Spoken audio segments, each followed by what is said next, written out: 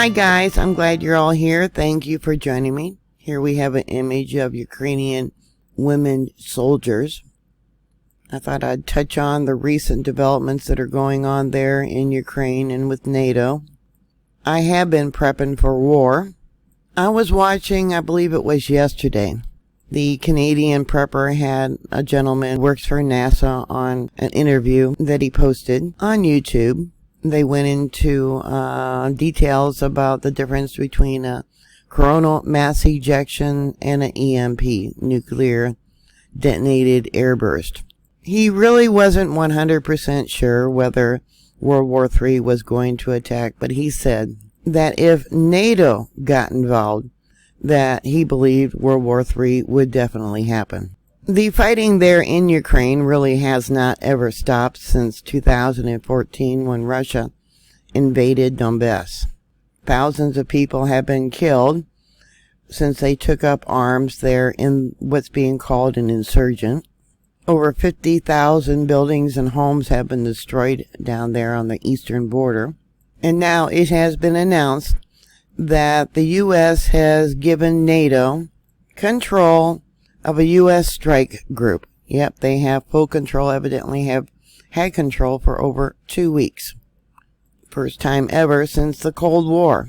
Commanders on board the Harry S. Truman aircraft carrier said a secret operation over 2.5 weeks ago in the Mediterranean demonstrated that NATO stands as one. The U.S. media is now reporting that we got thousands of troops, up to 8,000 troops that we have sent to the region there for the coming war. But I believe they've been there for at least 2 weeks. At least 1/3 of the people there in Ukraine now believe that war is coming, and either they're evacuating or taking up arms and preparing for war. The president of Ukraine is telling people do not stock up, do not hoard, trying to keep people calm. But every day there is some sort of festival going on there in Ukraine, a way to distract people from what is currently boiling. A lot of people there in Ukraine believe that on the 19th, war will probably start or be going on because there's evidently a very large festival planned for the 19th of this month, February. So back on the 21st, the Truman Carrier Strike Group was joined by 9 squadrons, 4 destroyers, a frigate, and a cruiser, and they worked with 13 other nations as NATO took charge. UK units led operation and mission planning as well as working in communication and intelligence. It's continuing evidently. NATO evidently has put battle groups into nation adjacent to Ukraine to provide reassurance and increased readiness and to act as a deterrent there. So the Truman is part of Carrier Strike Group 8. This is on Wikipedia. As of 2018, the group flagship is the Nimitz-class aircraft carrier, the USS Harry Truman. Other units in the group are the guided missile cruiser, San Jacinto, a carrier Air Wing 1, and ships of the destroyer squadron. Here we have a list of the carrier air wings. We got Strike Fighter Squadron 11, 81, 136, 211, 126, 140, Fleet Logistics Support Squadron 40, Det 2, Helicopter Sea Combat Squadron 11, Helicopter Maritime Strike Squadron 72. Types of aircraft is the Super Hornet, the Growler, the Hawkeye, the Greyhound, and 2 different types of Seahawks. They have an image here of the F-18 Super Hornet. Their exact location, I don't know, but here on CNN, and we don't think much of CNN, it says with the Truman near European shores, its jets can get to most of Eastern Europe in less than an hour. Its presence in the region gives NATO members like Bulgaria, Romania, and Poland additional security guarantees. Most of those in Ukraine believe that Kiev will be the area that will be first invaded. Another YouTuber who lives there is waiting for pet passports before she evacuates. A recent article, I believe this is today, says that most Ukrainians were skeptical at first about the likelihood of a full-scale Russian invasion this winter. But the mood has shifted, and many now believe that a wider war is truly possible. At least 1/3 of Ukrainians, according to recent polling, are ready to take up arms and resist a Russian invasion by force. Like I said, they've been fighting since 2014, and it says Ukrainians harbor no naive or romantic impressions about what war is. And the news media just ignored that invasion. The US did absolutely nothing. NATO did nothing. Russia is really worried about Ukraine becoming a NATO nation. Ukrainian civil society launched a grassroots effort, forming a coalition of civilian volunteer battalions. These units are made up of men and women, young and old, often with little or no military experience, including both native Russian and Ukrainian speakers from all regions of the country. Many of these volunteers learn how to be soldiers while in combat. A baptism by fire they referred to as natural selection boot camp. There was an agreement made in the UN that Ukraine has not complied to, and that's been Russia's biggest pet peeve, I guess. They took the area, and the world forgot them, and the civilians ended up taking up arms and are still fighting to this day. In Kiev, the government the city, has put out maps showing different bomb shelters, lots of bomb shelters. But many of them are dilapidated, going back to the Soviet era, or they're closed up, or the ventilation system is a type where it has to be hand cranked like old cars. On the doomsday clock, the Bulletin of Atomic Scientists, they had an article today about what the people there in the capital of Kiev are doing. It's just a few hours from the border where Russia has been amassing its troops. They published online an interactive map identifying more than 5,000 potential bomb shelters that could accommodate more than 2 million people. But are they really that good of bomb shelters? They got schools, they got stationery stores, the subway. In this article, they talk about how careless so many people are.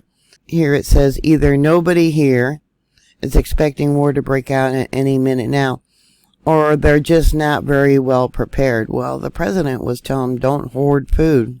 Upon visiting one of the shelters that was on the city-issued map, they found out that it was a clothing store, and in daylight hours found it closed and locked.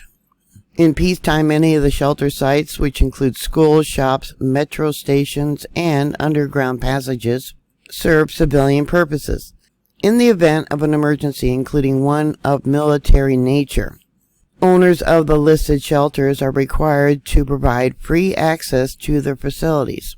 Yet a shopkeeper at another bomb shelter listed on the map, a stationery store, was unaware that the facility had been designated for the purpose. The store manager later told her that the shelter was nearby but had been boarded up for about 14 years. The metro station, or one of the metro stations there in Kiev, is the deepest metro station in the world, with what some dub as a never-ending escalator ride. In truth, the ride takes approximately 5 minutes. The station has stairs as well, and I think about a collapse and being trapped down in there. Why am I so concerned about what's going on in Ukraine? Watch the movie Threads, like Sewing Threads. It talked about a war. Now this is a dated movie going back to the early 1980s, I believe. And at that time, Iran had the Shah of Iran, who was an American ally. He was probably put in power by the US. But in that movie, Threads, Russia invades Iran, and then America and the other allies come to Iran's aid. And while the world looks the other way and not thinking anything about what's going on there on the other side of the world, things escalate. One thing leads to another. An accident happens. A U.S. sub ends up missing. An aircraft carrier sinks. One nuclear bomb goes off there in Iran. Now, this is the movie. And the next thing you know, Russia is sending missiles to destroy army bases or military bases there in the UK. But it shows how people's mindset. They think, okay, it's all the way over there on the other side of the world. We're here in Europe. The movie takes place in Europe. And how when they realize when the bombs are falling, they need food. They do not have food. They do not have water. They have no preparations. And in the end, millions of people die. Yeah, you need to watch it, Threads. It shows just how quickly war can break out. So I've been busy dehydrating food. Right now I got apples in my dehydrator. Stocking up on pet food. This is a image that was sent from a store maybe a week ago to me, showing the pet food aisle. You think things are short now. Just wait until war breaks out. I bet many of you, because of the recent storms, wish you had some kind of power backup system. You'll remember when I showed you I purchased the Blue Yeti power station. It holds over 2,000 watts. Yeah, it was a little spendy. You can see here right now the price is over $1,600. But if you have no power to keep you and your children, your family warm, it is a good investment, a worthwhile investment. There was a post from one weatherman on one of the news stations showing how he was cooking outdoors because it was like the second day of no power. I also purchased a countertop burner that I could plug in. Yeah, it was spendy too, but at least I'll have a way to cook if there's power outages. You know, and I picked out something that would use little power, so the power that would be stored in my solar battery would last a while. So it has 15 power levels, 200 to 1,800 watts. Now I also purchased a Mission Darkness non-window Faraday bag for my laptop. Now my laptop's fairly large. It's almost 12 by 17 inches. And in there, I also put my cell phone. Yeah, it's a little spendy, but I tested it out, put my phone in there, had my daughter call me, and it actually worked. I'm not getting paid to show you these things. These are just some of the things that I have bought over the recent, most recent couple months or couple days. I also recently purchased some aluminum foil tape for my galvanized garbage cans after watching that Man and EMP protective measures for the garbage cans. The seam on the back, he talked about sealing up and then putting in a rubber seal for the lid or taping it. And so this is what I recently bought to make it more EMP protective. Evidently to make your own Faraday cage. You don't have to worry about holes letting in the rays in case there was a CME or EMP. It's actually straight line cuts. So the back of the can or the side of the can does have that seam that I need to fix.